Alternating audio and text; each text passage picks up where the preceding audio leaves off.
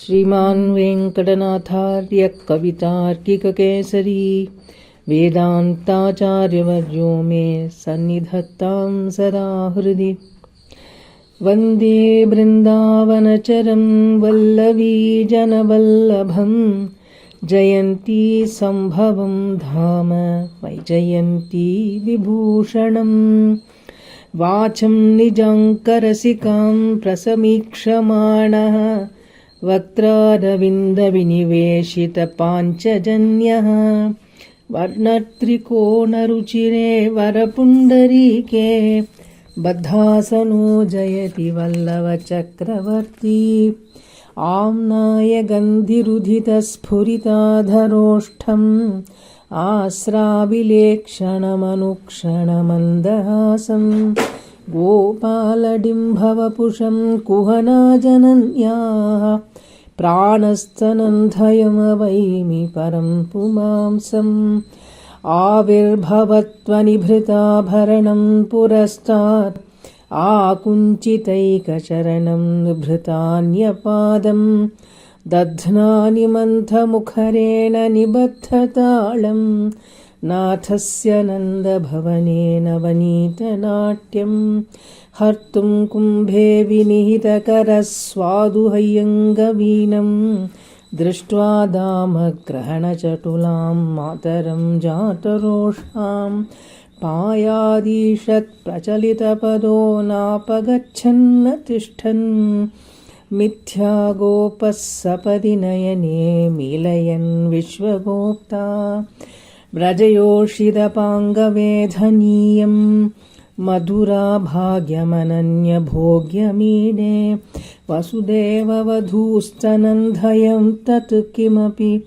ब्रह्मकिशोरभावदृश्यं परिवर्तितकन्धरं येन स्मितफुल्लाधरपल्लवं स्मरामि विटपित्वनिरासकं कयोश्चित् विपुलोलूखलकर्षकं कुमारं निकटेषु निशामयामि नित्यं निगमान्तैरधुनापि मृग्यमाणं यमलार्जुनदृष्टबालकेलिं यमुनासाक्षिकयौवनं युवानं पदवीमदवीयसीं विमुक्तेः अटवीसम्पदमम्बुवाहयन्तीम् अरुणाधरसाभिलाषवंशां करुणां कारणमानुषीं भजामि।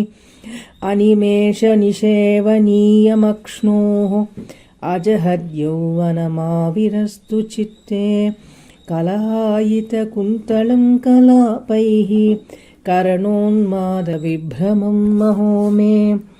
अनुयायि मनोज्ञवंशनालैः अवतु स्पर्शितवल्लवी विमोहैः अनघस्मितशीतलैरसौ माम् अनुकम्पासरिदम्बुजैरपाङ्गैः अधराहितचारुवंशनालाः मकुटालम्बिमयूरपिञ्छमालाः हरिनीलशिलाविभङ्गनीलाः प्रतिभास्सन्तु ममान्तिमप्रयाणे। अखिलानवलोकयामि कालान् महिलाधीनभुजान्तरस्य यूनः अभिलाषपदं व्रजाङ्गनानाम् अभिलापक्रमधूरमाभिरूप्यं हृदि मुग्धशिखण्डमण्डनो लिखितः केन ममैष शिल्पिना मदनातातुरवल्लभाङ्गनावदनां भोजदिवाकरो युवा। हे महिताय मौलिना व्यनतेनाञ्जलिमञ्जनत्विषे कलयामि विमुग्धवल्लवीवलया भाषितमञ्जुवेणवे जयति ललितवृत्तिं शिक्षितो वल्लवीनां शिथिलवलयशिञ्जा शीतलैर्हस्ततालैः अखिलभुवनरक्षा गोपवेशस्य विष्णोः अधरमणिसुधायाम् अंशमान् वंशनालः चित्राकल्पशवसि कलयन् लाङ्गलीकर्णपूरं बर्होत्तंसस्फुरितचिकुरो बन्धुजीवं दधानः गुञ्जाबुद्बद्धामुरसिललितां धारयन् हारयष्टिं गोपस्त्रीणां जयति कितवः कोऽपि कौमारहारी लीलायष्टिं करकिसलये दक्षिणे न्यस्य धन्याम्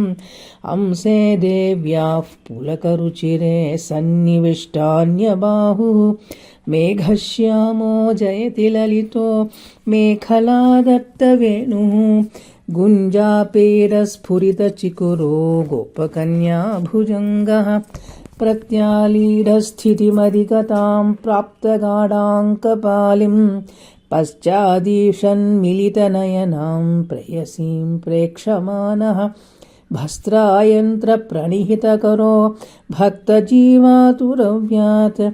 वारिक्रीडा निबिडवसनो वल्लवी वल्लभो नः वासो हृत्वा दिनकरसुता सन्निधौ वल्लवीनां लीलास्मेरो जयति ललिताम् आस्तितः कुन्दशाखां सव्रीडाभिस्तदनुवसने तभिरभ्यर्थ्यमाने कामी कश्चित् करकमलयोरञ्जलिं याचमानः इत्यनन्यमनसा विनिर्मितां वेङ्कटेशकविना स्तुतिं पठन् दिव्यवेणुरसिकं समीक्षते दैवतं किमपि यौवतप्रियम् इत्यनन्यमनसा विनिर्मितां वेङ्कटेशकविना स्तुतिं पठन् दिव्यवेणुरसिकं समीक्षते दैवतं किमपि यौवतप्रियम् इति श्रीगोपालविंशतिः सम्पूर्णा